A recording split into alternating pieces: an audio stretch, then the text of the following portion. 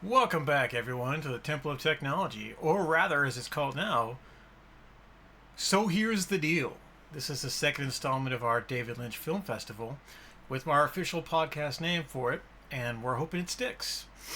I am your host, Scott James Magner, the Idiot, with a microphone, and joining me today in the virtual theater is my co-host and co-collaborator, McJulie. Hello, McJulie. How are you? Hello. I'm fine. How has your week been?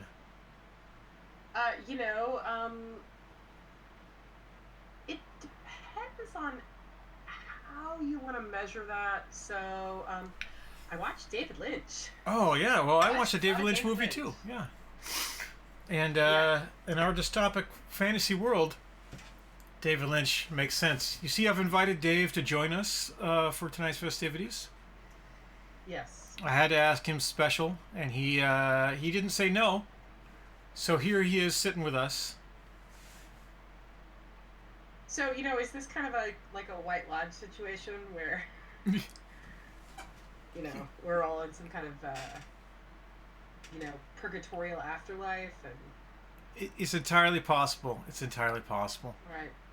I don't think David Lynch would have chosen this for himself. I tell you that much for free.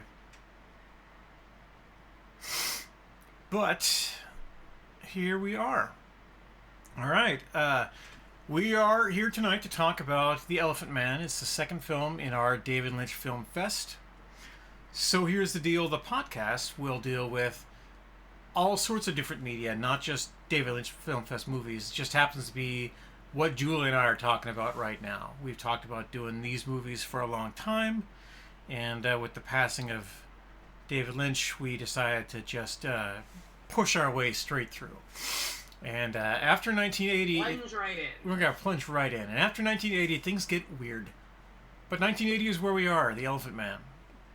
And I am going to read the Wikipedia plot summary for this movie. Some things that you should know about the movie is that it is the first major feature release that Lynch did. He did it for a studio, so it's the first studio release, but it was an independently funded film. And they made this movie on about $5 million, $4 million of which came from one guy who was an executive at NBC.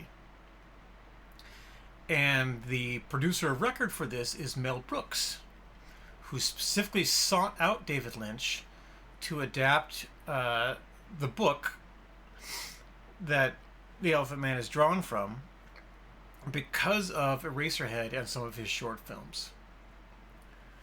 So we're going to go over the plot on Wikipedia, and then we'll watch the trailer. Or would you rather watch the trailer first? I have no opinion. No opinion. Let's go over the trailer. That should be more fun. Because it lets us go to the screening room, where we're on camera too, and we stay classy. All right. All right. So this is... Well, that's assuming we started out classy. Well, I thought we did. Okay, here is the trailer for The Elephant Man.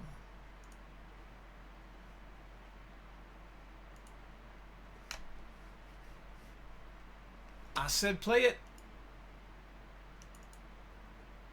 Here we go.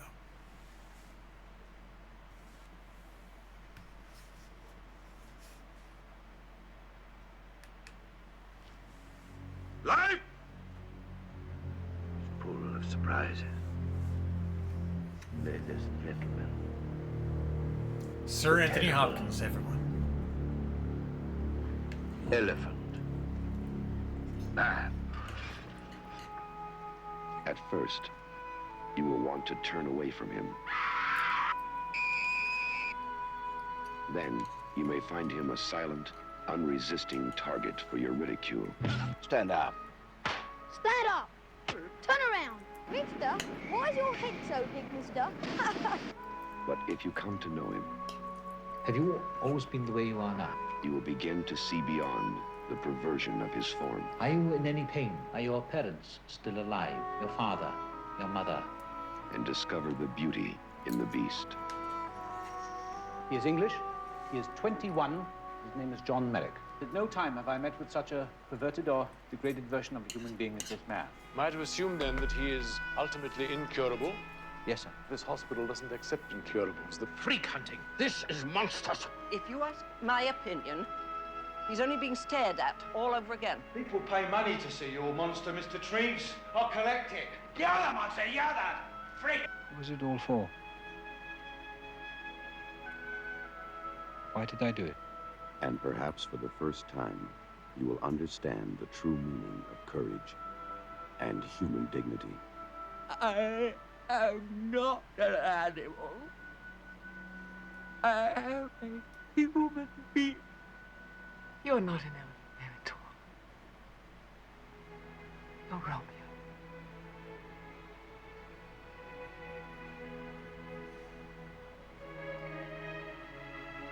Anthony Hopkins, Anne Bancroft, Sir John Gielgud, Wendy Hiller, and John Hurt as the Elephant Man.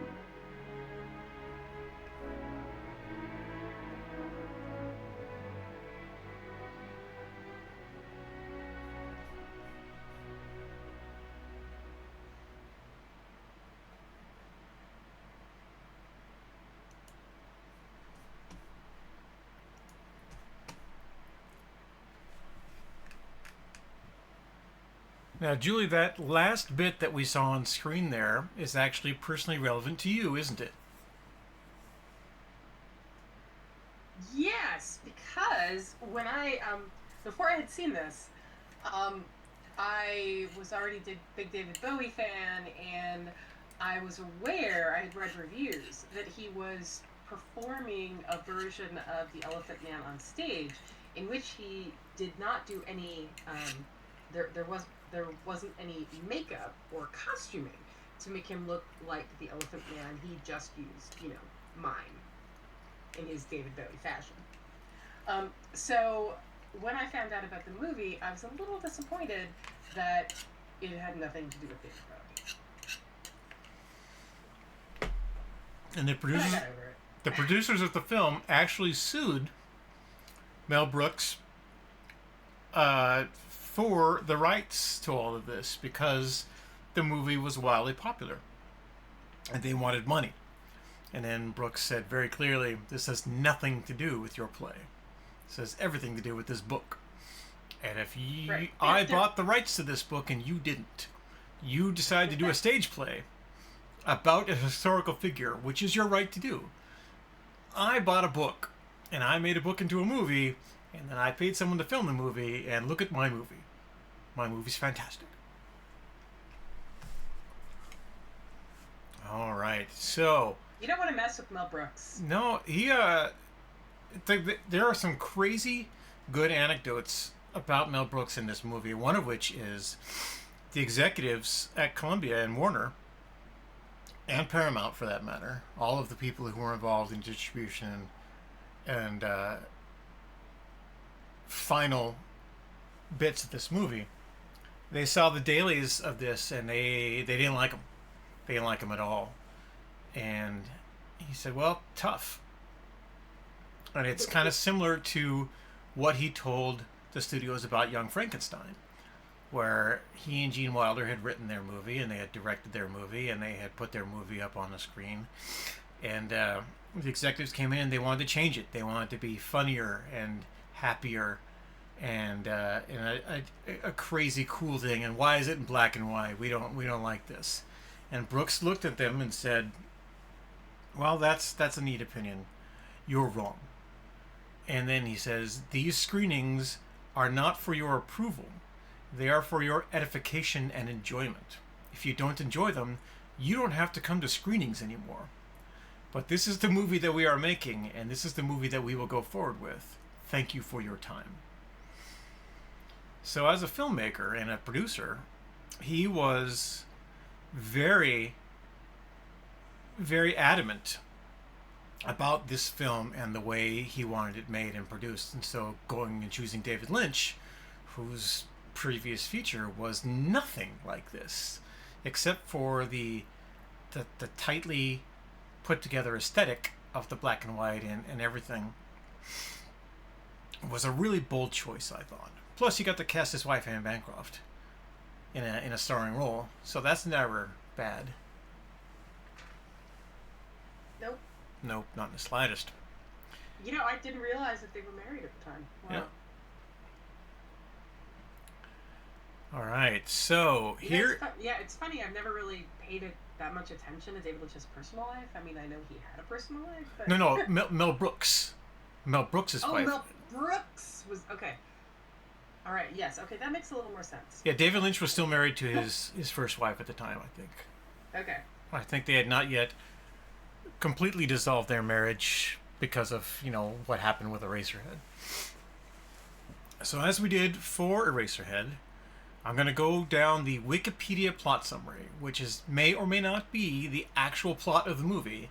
It's what Wikipedia, the Creative Commons of the internet, says is the plot.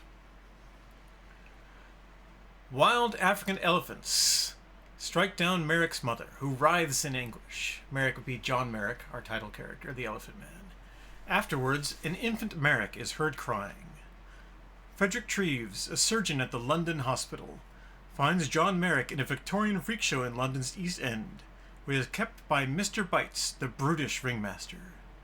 His head is kept hooded, and his owner, in quotes, who views him as intellectually disabled, is paid by Treves to bring him to the hospital for examination. Treves presents Merrick to his colleagues and highlights his deformed skull, which forces him to sleep with his head on his knees, since if he were to lie down, he would asphyxiate. On Merrick's return, he is beaten so badly by Bites that an errand boy has to call Treves for medical help. Treves brings him back to the hospital and surprisingly finds him to be intellectually competent, able to understand others and express himself.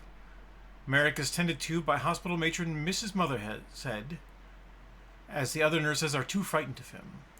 Mr. Carr Gam, the hospital's governor, is against housing Merrick, as the hospital does not accept incurables, again in quotes. To prove that Merrick can make progress, Treves trains him to say a few conversational sentences as part of the 23rd Psalm. Carr Gam sees through this ruse, but, as he is leaving, Merrick begins to recite the whole of the psalm. Merrick tells the doctors that he knows how to read and has memorized the 23rd Psalm because it is his favorite. Carr Gam permits him to stay, and Merrick spends his time practicing conversation with Treves and building a model of a cathedral that he can see from his window. At tea with Treves and his wife Anne, Merrick is so overwhelmed by their kindness that he shows them his mother's picture. He believes that he must have been a disappointment to his mother, but hopes that she would be proud to see him with his, quote, lovely friends. Anne cries over Merrick's tragic life, as he watches in shock for others shedding tears for him. Merrick begins to take guests in his room, including the actress Madge Kendall, the aforementioned Anne Bancroft, who gives him a copy of Romeo and Juliet. They play some lines from it, and Kendall kisses Merrick. Merrick quickly becomes an object of curiosity to high society, and Mrs. Motherhead expresses concerns that he is still being put on display as a freak for this audience. Treves begins to question the morality of his own actions. Meanwhile, a night porter named Jim starts selling tickets to locals who come at night to gawk at the Elephant Man. The issue of Merrick's residence is challenged at the hospital council meeting, but he is guaranteed permanent residence by command of the hospital's royal patron, Queen Victoria, who sends word with her daughter-in-law, Alexandra. However, during one of Jim's raucous late-night showings, Merrick is kidnapped by Bites. A witness reports this to Treves, who confronts Jim about what he has done. Jim is then fired by Mothershead. Bites takes Merrick on the road as a circus attraction once again. During a, quote, show in Belgium, Merrick, who is weak and dying, collapses, causing a drunken Bites to lock him in a cage at night with some apes and leave him to die. Merrick is released by his fellow freak show attractions. Upon returning to London, he is harassed through Liverpool Street Station by several young boys and accidentally knocks down a young girl. Merrick is chased, unmasked, and cornered by an angry mob. Before collapsing, he cries, "I am not an elephant! I am not an animal! I am a human being! I am a man!" My own poor approximation of the wonderful line read by John Hurt. Policemen return Merrick to the hospital and Treves. He recovers some of his health, but is dying of chronic obstructive pulmonary disease. Used to be called pneumonia, but then it was the vapors. Treves and Motherhead take Merrick, accompanying Princess Alexandra, to see a magical pantomime. Kendall comes on stage afterwards and dedicates the performance to him, and a proud Merrick receives a standing ovation from the audience. Back at the hospital, Merrick thanks Treves for all he has done and completes his cathedral model. He intentionally lies down on his back in bed, imitating a sleeping child in a picture on his wall, and dies. He is consoled by a vision of his mother, who quotes Lord Tennyson's "Nothing will die." Fade to white, which is how this movie ended. Fade to white, which means everyone's in heaven. Everyone's in heaven. Or at least Merrick is, and his mother is. Merrick and his mother, yes. There were a couple of questions I have. Like most Wikipedia plot summaries, it is mostly accurate in terms of what happens, although its sense for the narrative glue between the different things that happens is a little iffy. But I did want to say that Merrick is kidnapped after the raucous viewing, not during the raucous viewing. That is correct. In fact, so that is actually technically incorrect. And so I feel like we must edit Wikipedia. We must. In fact, in that scene, which is a violent, transformative scene, we have been habituated to Merrick's appearance for an hour at that point. Lynch slowly teased the reveal of what John Merrick looks like. I don't have a picture of it, but it's brutish and it's everywhere. It's not in the trailer, but it is a horribly deformed head. It's elongated front and back. The hair is thick and pebbly. Looks like an elephant. Jim, the guard, has sold tickets and sold tickets and sold tickets for a while. And usually he comes and people come to the window and they look.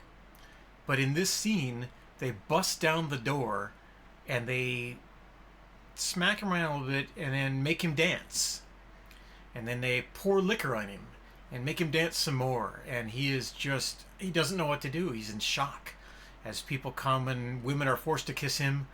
And people dance around his room and they destroy his model and they do all these things, and he is left broken and sobbing on the floor, touching a picture of his mother.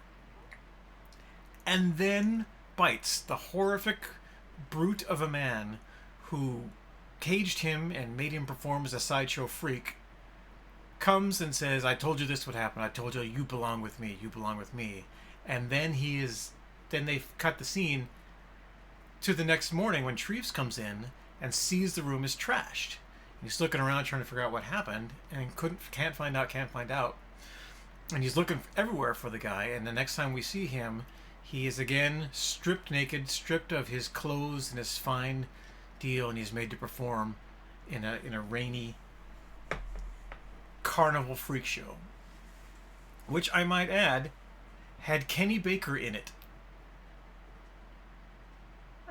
R2-D2. I did not recognize Kenny Baker. Yeah, because he didn't have his costume on. Right.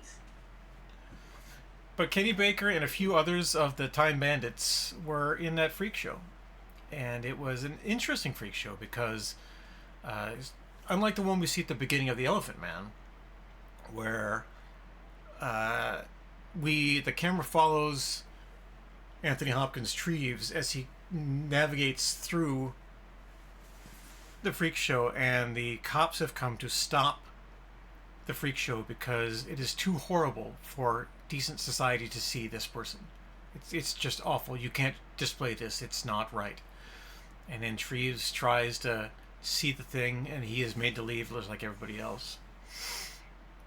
Treves as a character is fascinating, and as is brought up in both the Wikipedia there and in the trailer, he comes to see himself as a monster because he is not profiting exactly off Merrick the way that Bites did, but he has gained reputation and prominence and patronage because of his treatment of Merrick, who becomes a gentleman who takes high tea with the crown princess and meets the most famous actress of the day in Victorian 1888 London.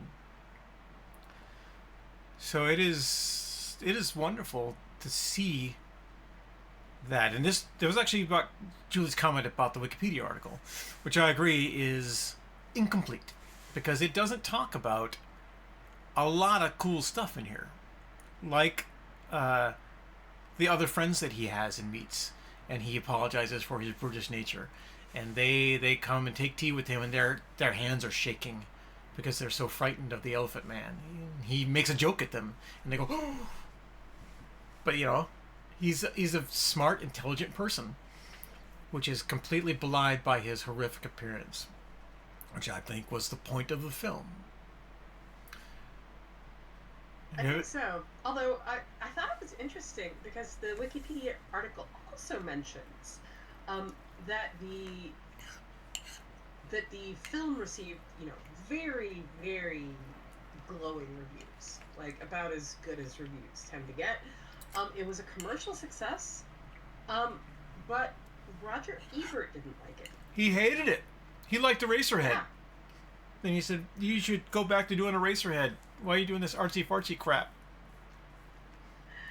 Yeah, I just found it really curious because, what I found interesting is apparently his reason for disliking it was that he didn't know what David Lynch was trying to say, which I think is a very weird reason to dislike any David Lynch, because, he's not trying to say, that's not how David Lynch made movies.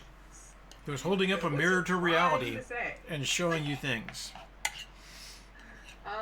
Also, I thought that it was a misreading. I felt like it's pretty clear what the movie is trying to say. I mean, the fact that line, I'm not an animal, I'm a man, I mean, that line kind of became one of those, I've been slimed quotes, where the line kind of makes it out of the confines of the movie, and just because one of those lines everybody knows. It might be the only line you know from the movie.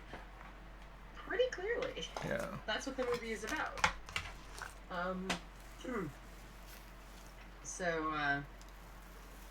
So yeah, I thought it was really interesting how somebody as I don't know, generally intelligent and who generally knows movies and things like that. Like and also, as you said, because he liked Eraserhead, doesn't just hate all David Lynch. I just found it really curious that Roger Ebert didn't like this movie. Yeah. My personal theory on why he didn't like it, perhaps, is that it made him uncomfortable. Yep. I can see that. I think that sometimes people are made genuinely uncomfortable by something, and they'll dismiss it as like, oh, that's bad. But then sometimes go back and reevaluate it much later. I don't know if Roger Ebert ever reevaluated this movie, but I have a feeling perhaps if he had, he would have changed his mind. Well, the movie has certainly outlived Roger Ebert. It is in the AFI archive, which means it is preserved for all time as an important work of cinema.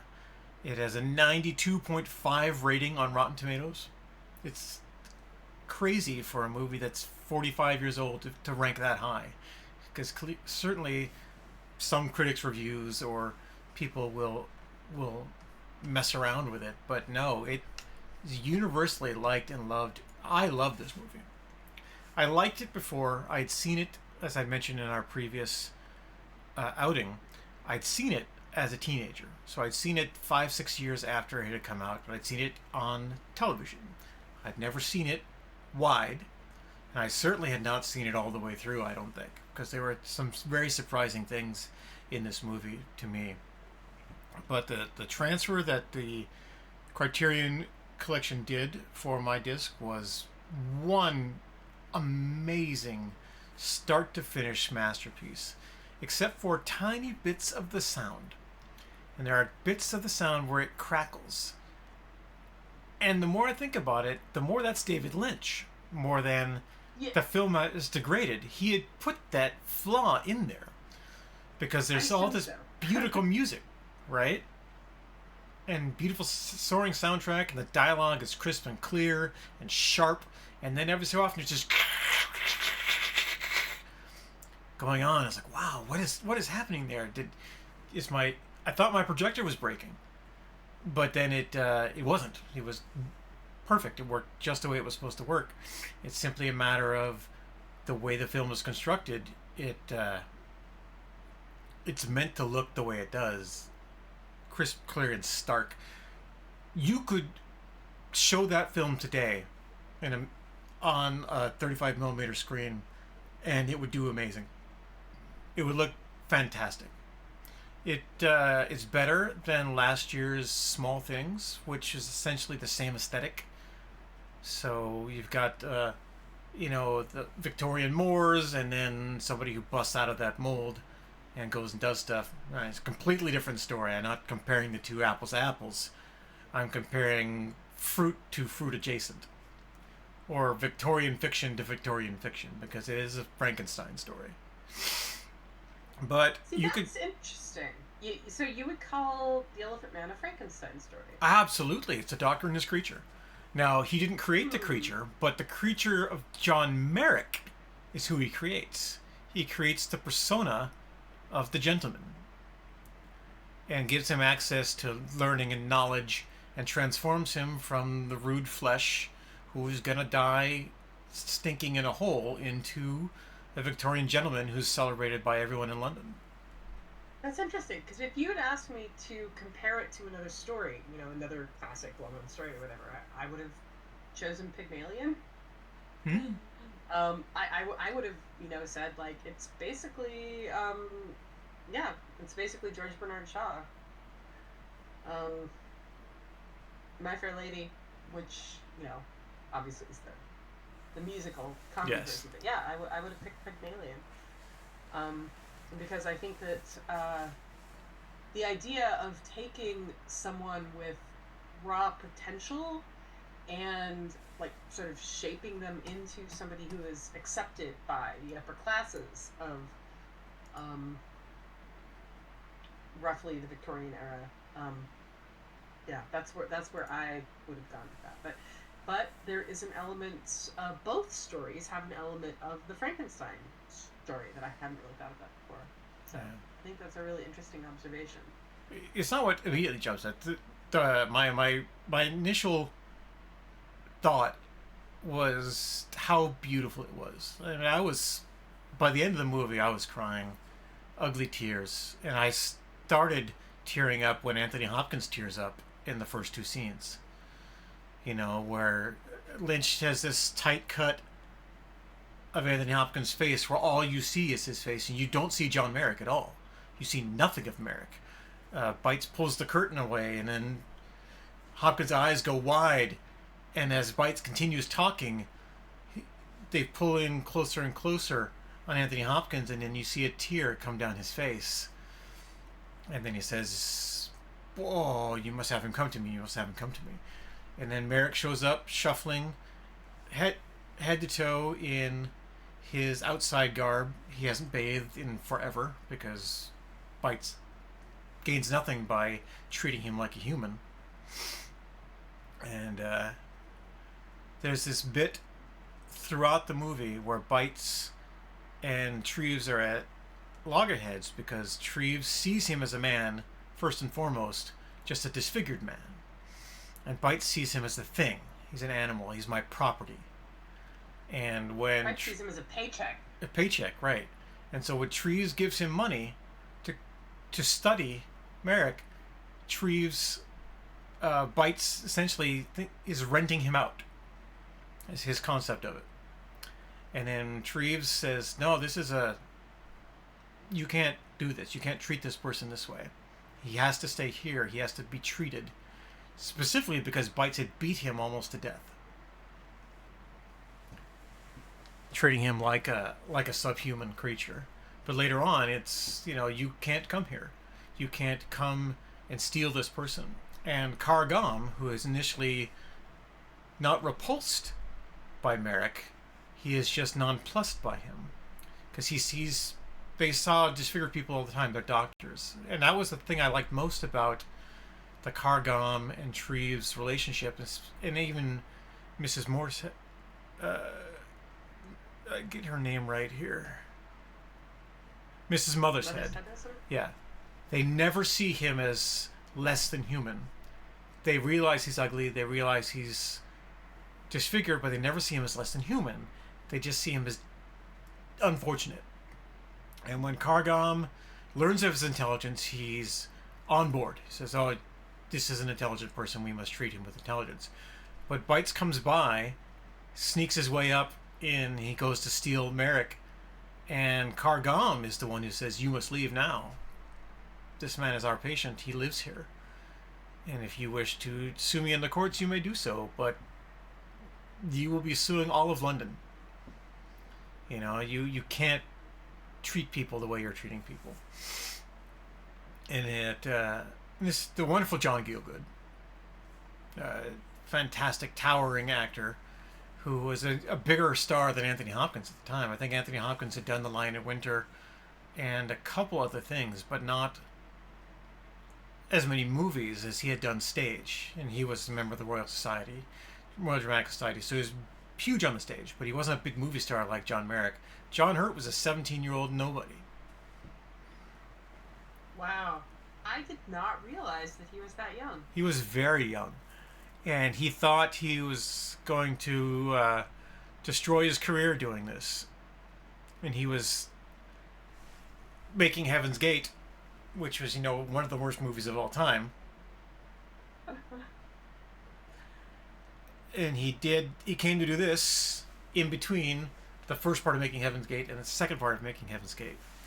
In fact, Wikipedia and one of the documentaries I saw talk about how horrible the makeup was, because it was like 40 pounds of latex, and he has to hold his head like this. There's only one working eye. He can't eat or drink. They have to do special prosthetics for that, and they had to put him in the morning, it took hours and hours to do that, and then he would film from noon to 10 p.m., and then you'd have to do it again the next day, and again the next day. So they adjusted filming, so you only had to work every other day in these horrible prostheses, which, as I mentioned earlier, they don't show you all at once. It's a very gradual reveal. First the back of his head, and then his silhouette, and then just his face, and not all of him. Yeah, and actually that through line on how the movie reveals what he looks like is, I think, kind of an interesting. It's basically an interesting narrative arc, because we as the viewers are taken from, oh my God, what is this? Mysterious, spooky. Oh, what is it going to look like? Oh, that's what he looks like, and then we get used to it. Yeah. We start to identify with him. And I feel like that's something that David Lynch handles particularly well. Like, the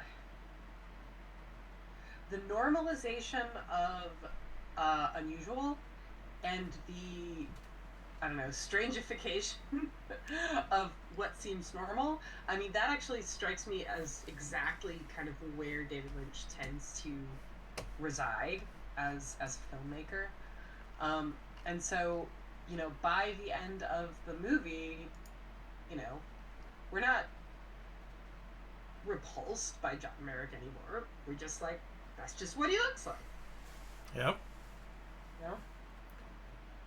We're on his side. We're on his side. He's our titular character, but he's not our protagonist. He's not making the plot move. He is the plot. And he is the discovery that we are making, is to see the man that is John Merrick, or was John Merrick, as the case may be. There's very few of the Lynchisms that we pointed out in Eraserhead here, except for, the blinding white light at the end and the strange origin story of weird cuts. Literally, elephants trample his mother. Or rather, she is assaulted by elephants. It's unclear if they ever touched her, or she was just so terribly frightened by them that she fell down. Clearly, Merrick had a condition called elephantitis, and the two were conflated. But it looked to me like he was a victim of rubella. According to the Wikipedia entry, because nobody's actually sure what he suffered from, because some people have thought it might be Proteus syndrome, which I think is a great name for a fairly terrible condition. But yeah, it looked like nobody's really sure what he had. And of course, Victorians believed in this idea that, I don't know, if your mother was startled by a horse, that you might come out looking like a horse. So they just took that for granted. So the idea that his mother was, attacked by elephants, and his skin, the wrinkly skin, loose skin looks a little bit like an elephant. Then well, obviously that's what's going on. But it's funny because I was talking about this with a friend the other day, and she's like, "Oh yeah, it's like The Straight Story. It's one of David Lynch's normal movies. It doesn't have any of those Lynchisms." And what I said was, it has more than you might think. Yeah. Because that got me looking in this movie for all the Lynchisms, and it's actually chock full of them.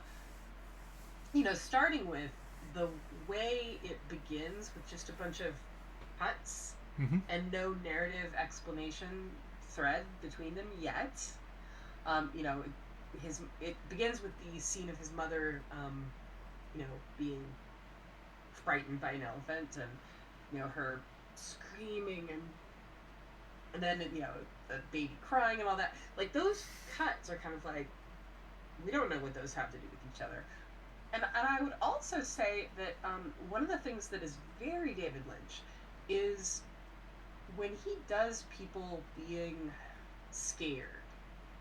One of the reasons that, even in something that I think isn't fundamentally a horror movie, excuse me, even in something that isn't fundamentally a horror movie, he has horror movie sensibilities in kind of a deep way, because he likes to let people scream on camera.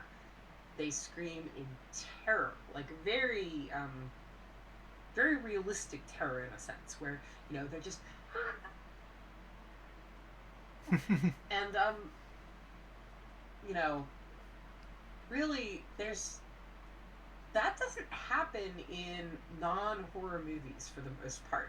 That's actually very rare occurrence, is for us to see a person just screaming in fear for a prolonged period of time. And yet it's commonplace in David Lynch, even when he's, being normal. Yeah, it's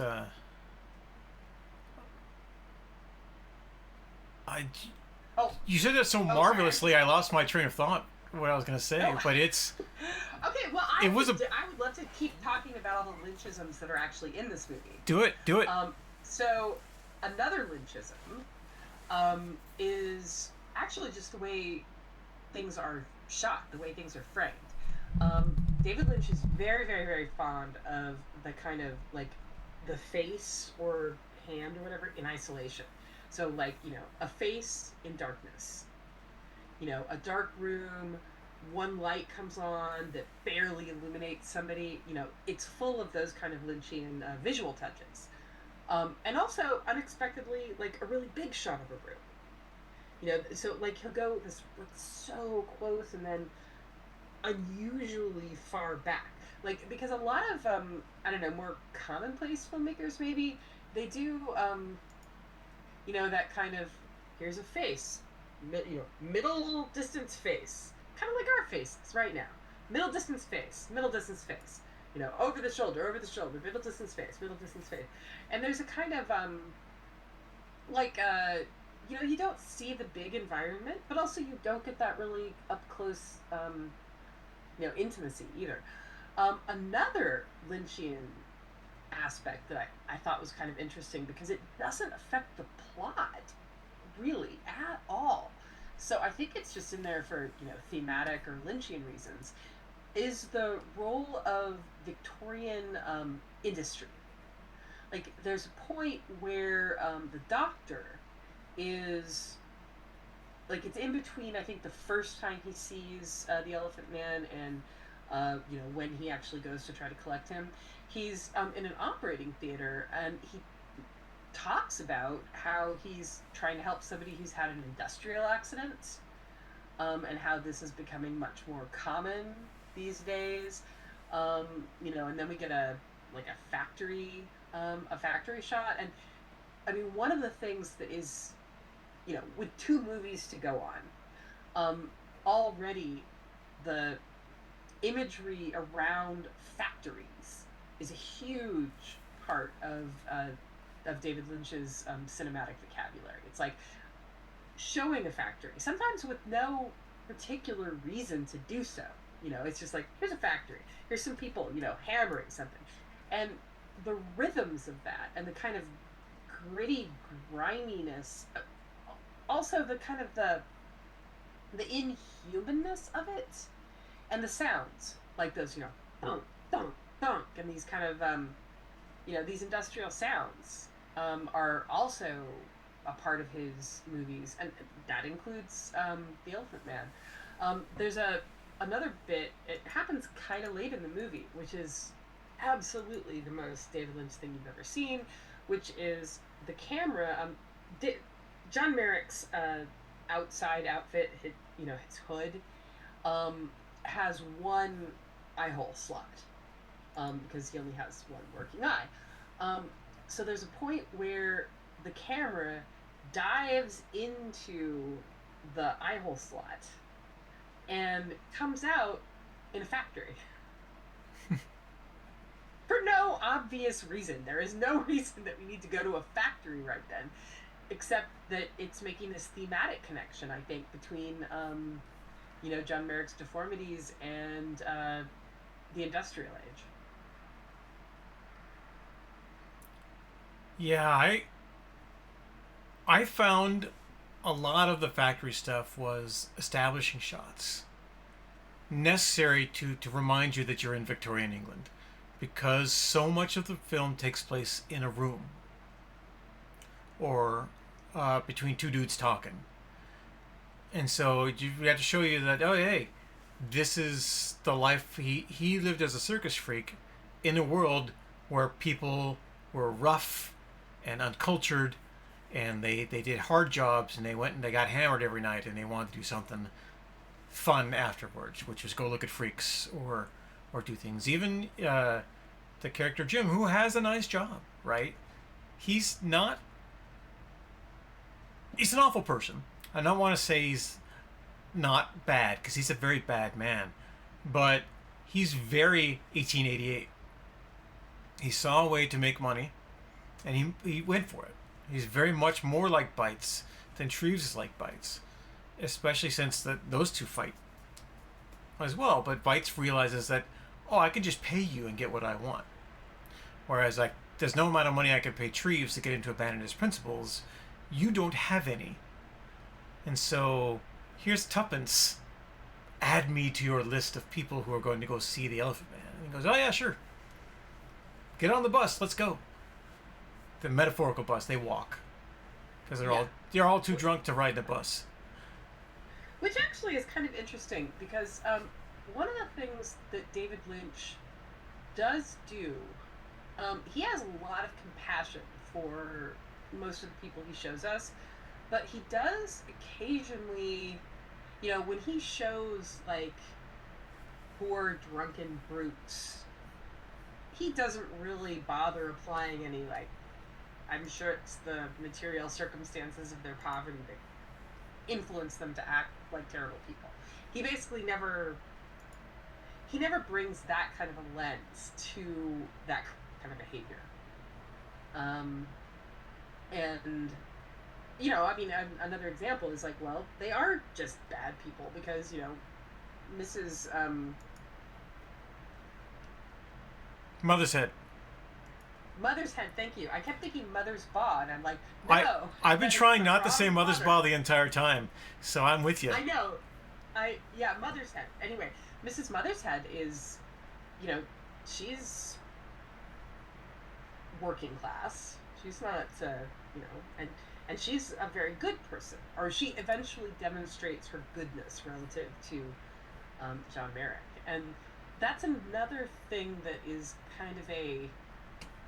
that's kind of a Lynchianism. I mean, he's far from the only person to do this, but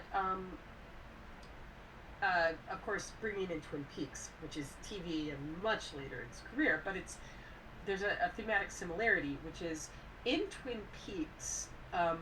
One of the things we find out about people, and who they are and what kind of, you know, are they moral, are they immoral, are they good, are they bad, are they, you know, what's going on with them. We find it out through their relationship to Laura Palmer. And similarly in this movie, we find out who people are and what they're like and, you know, where their moral center is through their relationship to John Merrick. How they treat him, how they react. Yeah, the truly good people have no reaction to his deformity whatsoever. Or such a slight reaction that it's simply a matter of, oh, right, I have to act this way. The truly empty people are horrified by Merrick.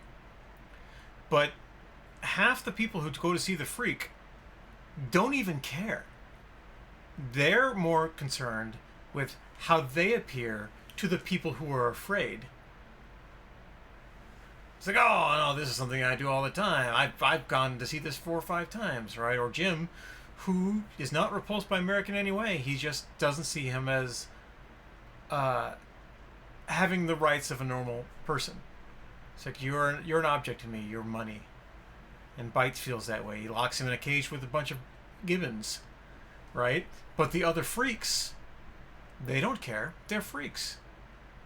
You know, they're dwarves or bearded ladies or conjoined twins. And it's like, no, we got to get you out of here. And there's a wonderful scene where it says, we're going to get you out of here, mate. And Kenny Baker picks the lock, and he and a couple other people haul him out, get him up on his feet, and then they just march through the woods. And they give him all their money and all of their food, and they put him on a boat and send him back to England and said, you don't belong here. You belong in that other place you told us about. You have to go there, and that's where you have to be. And by the time Merrick gets back to London, he's almost restored. He's almost the person he was when he left. He's standing tall. And can we talk about Hurt's posture throughout the movie? Because when he's treated as a freak, he's a misshapen goblin.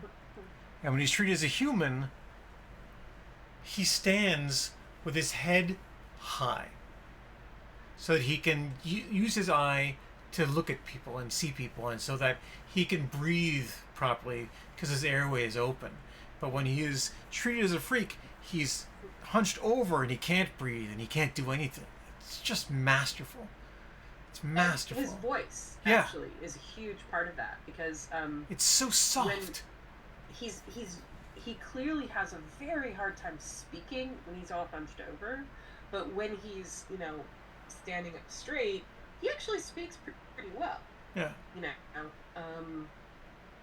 and so those first couple of scenes where he says anything at all, are so painful. Like my name is John. You know, Dirk. You know, like he sort of croaks it out. Yeah. And then by the end, he's speaking very, you know, pretty fluently. You know, he carries on a conversation. You're starting to hear an English, you know, John Hurt's English accent come through. I did note that transition all the way through from afraid to speak to very cultured received pronunciation. An interesting thing, speaking of that, something that I found kind of interesting is that Merrick seems to be um, sincerely religious. And that seems to be something that, in his mind, connects him to his mother. That's why I say believe, this yes. Because his love of the psalm, the fact that he spent so long building that cathedral, and some of the things he says about his own view of his own, self and his relationship to the universe. Oh, you said something? You were going to say something? No, I agree with you 100%. It is because of his mother. It's the connection he has with his mother, who is a very religious woman. And I don't think it's said that she died. But it's said that she's gone. Right? And he says, I hope she would not be disappointed in me. So he doesn't know what happened to her. He's been, which leads you wonder how long Bites has had him. Did Bites steal him? Was he ripped away from the mother, who then died of loneliness because she didn't have her child anymore, or did she sell him to Bites, or did she abandon him and Bites found him? Right? Merrick's origins are as murky as his death, but they're not as important as the person Merrick is, who is a very devout, very pious person. He never got this. He knew what a church was, which means he probably had been to one at some point. As a child, perhaps. He had to imagine what the rest of the church looks like based on what he can see out of his window, because he eventually gets a ground floor apartment when he had a room way up top. And he could remember what he saw there, or what he'd seen as he walked through the city. But he makes this marvelous model out of folded paper, which is a very, very difficult thing to do. And then he paints it with ink. And he can only use one of it. He can only use his left hand. His right hand is misformed club like this, and like most humans, he was most likely right-handed at birth, but had to learn how to do things with his left hand because that's the hand he had available to him, and the eye he had available to him, and the part of his mouth that he could use. The rest of him is just all kind of melted and scabbed over. So he's not shown to pray, as I recall, but he has iconography, and he collects photos of people and puts them on his shelf as a gift, and they're his friends that he talks about in the Wikipedia, but also when he was talking about, I thought my mother would like that I have these friends. And the first gift that the actress gives him is a picture of herself and says, I hope you don't think I'm impertinent, but I brought this for you. And he says, oh, I love this. It's beautiful. I'll put it next to my mother. Here, would you like to see her? Because he had seen in the Treves household pictures of their family on their mantle. So this is what families do. They took pictures of each other. Oh, look, these are our children, and this is my mother, and this is Dr. Treves' mother. And then he wanted that. He wanted to have a family, and so he built one out of his friends. And there's not a lot of pictures up on his mantle, but the ones that are there are the people who treat him nicely. It was funny about because I noticed that same thing about him sort of observing, oh, that's what it is to have a family, and it made me think of the Disney movie. All right, now all of a sudden, Moana? The name of it. Oh yes, no, not Moana. No, not the other one. Lilo and Stitch. Lilo and Stitch. Thank you. Ohana means family. Stitch, the crazy alien, has that same exact response to seeing how humans build families, of thinking, I want that. Mm-hmm. I want a family. Another misshapen creation of a mad scientist, I might add. So it's a Frankenstein story. Yeah, gets to explore his creature amity, because he's clearly not human. You can't say humanity when applied to an alien. You can say it when applied to John Merrick, because he was a human being. Whereas definitely a human being.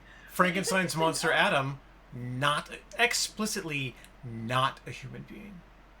He is a monster. You know, made of monsters' parts from human beings. But he is the most human person about that book. He's the smartest one. If you don't count Victor's multiple PhDs and MDs. well, Victor's clearly an idiot. Yeah, he's a madman. He's a special kind of idiot who is also a genius. You know, Yeah. it's a type.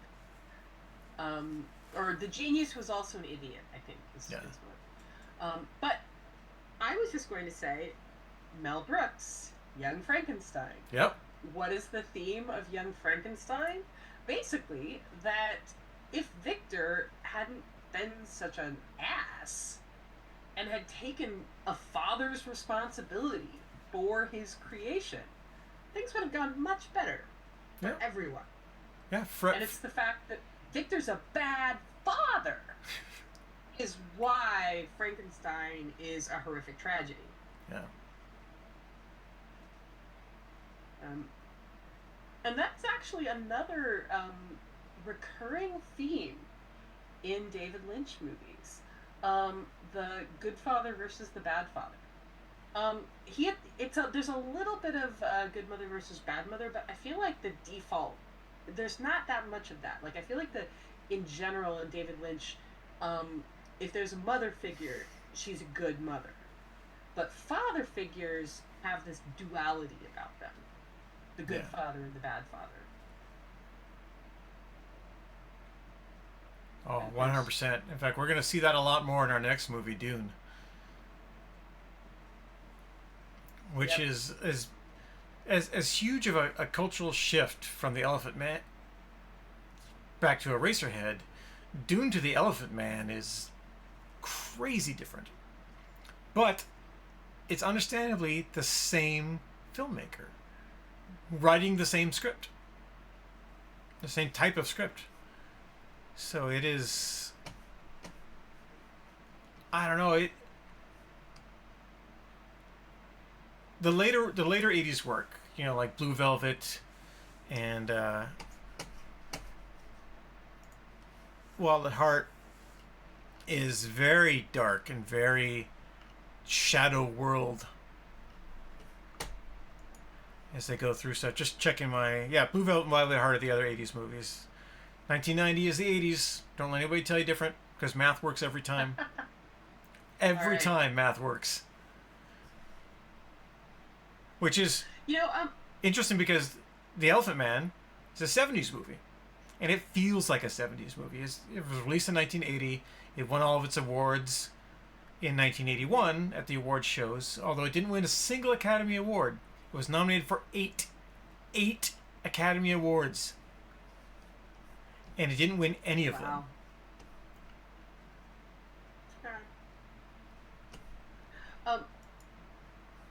That's interesting, because one of the things that happens with David Lynch, if you look at the arc of his career, is that his first 3 movies are wacky. Like, they're really different from each other, like in terms of what kind of a movie it is, obviously. Yeah. But I feel like with Blue Velvet, he settled, I mean, I won't say settled, that makes it sound like I'm diminishing his output. He finds a groove of working in kind of noir. You know, because I feel like most of his movies after Blue Velvet, you know, and most of his work, like, because obviously I'm including Twin Peaks, kind of could, you know, at least partly reside within, you know, within the noir umbrella. You know, I would say that's certainly true of, you know, Blue Velvet, Wild at Heart, Lost Highway. Less Wild at Heart, but I mean, Wild at Heart does have, you know, noir elements. Lost Highway is a noir movie. Mulholland Drive is a noir movie. Yeah. I mean, so Wild at Heart is noir, but it's technical noir, right? Yeah. It's grindhouse, almost, in its sensibilities. But it is bright and flashy and in your face, and it's rock and roll. It's everything that Blue Velvet wasn't. It's like there was a world that was happening next to Blue Velvet, which is very croony and musical, and then there's Boom Boom Wah of Wild at Heart, because Nicolas Cage, of course, but Laura Dern, right, just as there with him in all of those scenery eating moments. And that's a future podcast, but it's important to look for, it's important to look as important to look forward as it is to look back. And now I think so. I don't think we're going to cover the short films, which I have access to all of them. But like Seven Guys Vomiting, we don't need to watch that. Right? We could do a special one just on the short films. Yeah, we could. I mean, I have access. We just talk about all of them at the same They time. were presented, in fact, on this Blu-ray were those short films, and so I can put them up on the server and we can watch them. But I don't think they're as important as the longer work. I would talk about Industrial Symphony No. 5. Okay, yeah. All right. That's one I think would be fun to talk about. See, now you got me thinking, because that is maybe we should do that before we do Dune, because it vastly informs Dune. Okay. I think the weird far future. I'd be up for that. All right, so wow. All right, we'll talk offline about how to format that podcast, because there's 5 or 6 of these short films, and not a lot of them are worth talking about. But Industrial Symphony No. 5 is, like, The Guy's Vomiting, we can pass on that. The film of a cat decomposing, we could pass on that. But the one where he births a new grandmother, that's the one that got him the money to make Eraserhead. Right? So that's the Lynch movie there. It's like, without this, there's no Eraserhead, there's no Elephant Man, there's no Dune, and then there's none of the bigger budget, bigger studio pictures that get us all the way up. And certainly no Twin Peaks without that crazed, nightmarish lightning strike.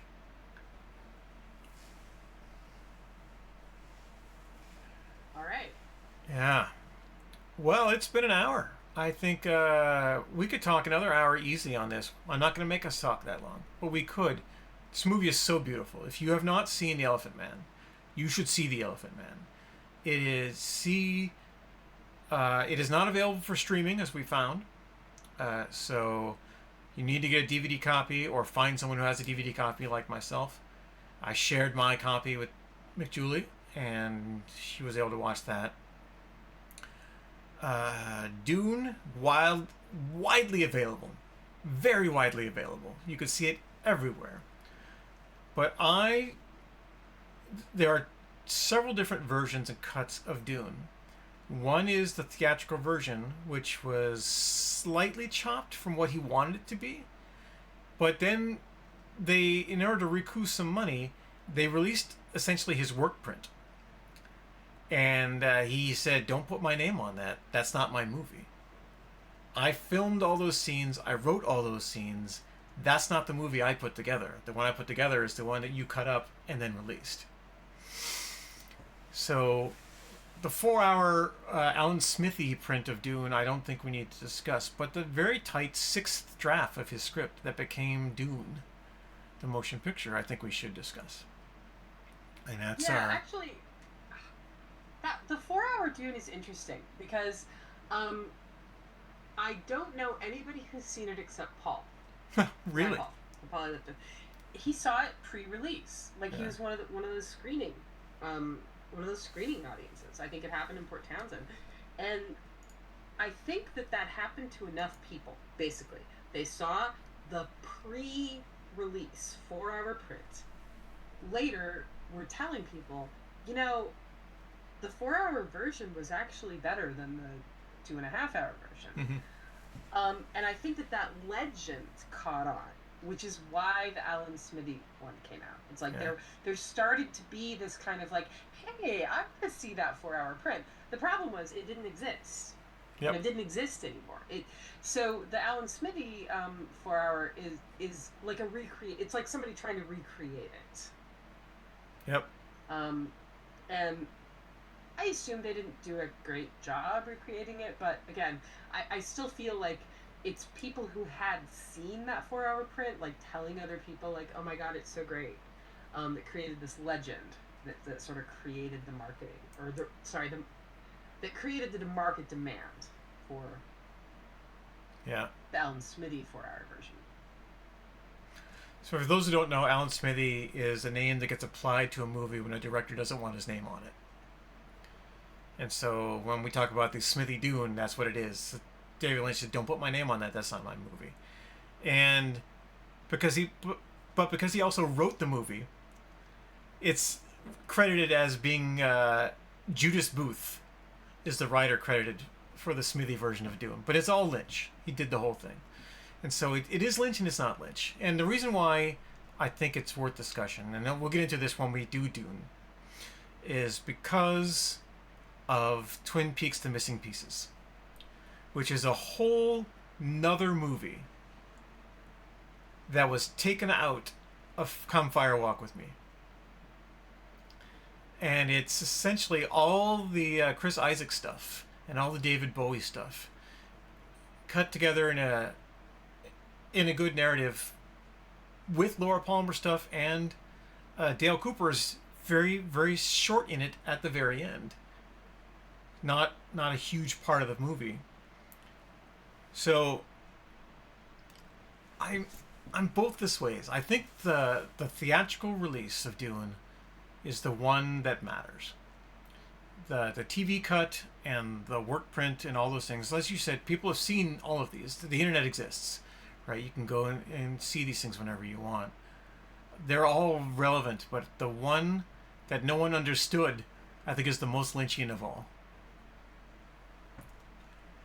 Like, I remember being handed basically a comic book when I went into the theater, because they had already had test screenings not go well, and so they handed us this basically it was a playbill that you'd open up and it would talk about the events and the cast that were in the movie, and then you would watch the movie and you'd have the thing there, and they didn't take the lights all the way down so you could read your playbook. It was like watching theater in Coeur d'Alene, Idaho. So it's like going to an opera with super titles or something. Yeah, exactly.